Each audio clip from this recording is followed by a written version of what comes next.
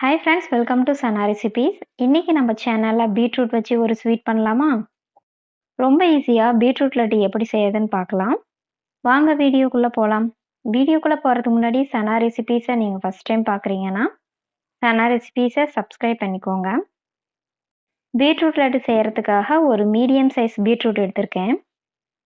பீட்ரூட்டை நல்லா வாஷ் பண்ணிட்டு தோலை ரிமூவ் பண்ணி எடுத்துக்கோங்க.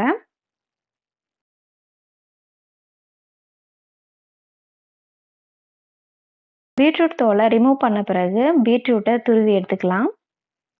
துருவின பீட்ரூட்டை ஒரு பிளேட்டில் எடுத்து வச்சுக்கலாங்க. அடுத்து சுகர் பவுடர் ரெடி பண்ணிக்கலாம். அதுக்கு 3/4 கப் அளவுக்கு சுகர் எடுத்திருக்கேன்.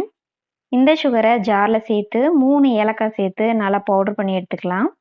சுகர் பவுடரை தனியாக எடுத்து வச்சுக்கலாங்க. கடாயில் 1 டேபிள் ஸ்பூன் அளவுக்கு நெய் சேர்த்திக்கலாம்.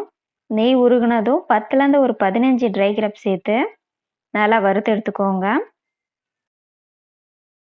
ட்ரை கிரேப்ஸ் நல்லா ரோஸ்ட் ஆனதும் ட்ரை கிரேப்ஸை பிளேட்டில் மாற்றிக்கலாம். அதே கடாயில் துருவி வச்சிருந்த பீட்ரூட்டை சேர்த்து நல்லா வதக்கி விட்டுக்கலாங்க. ஸ்டவ்வை மீடியம் ஃப்ளேம் வச்சுட்டு பீட்ரூட்டை நல்லா வதக்கி எடுத்துக்கலாம்.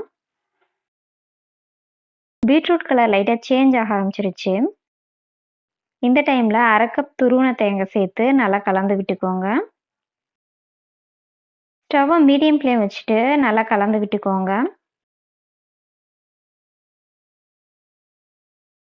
பீட்ரூட்டும் தேங்காய் துருவலும் நல்லா வதங்கினதும் நாம் ரெடி பண்ணி வச்சுருந்த சுகர் பவுடரை சேர்த்து நல்லா கலந்து விட்டுக்கலாங்க.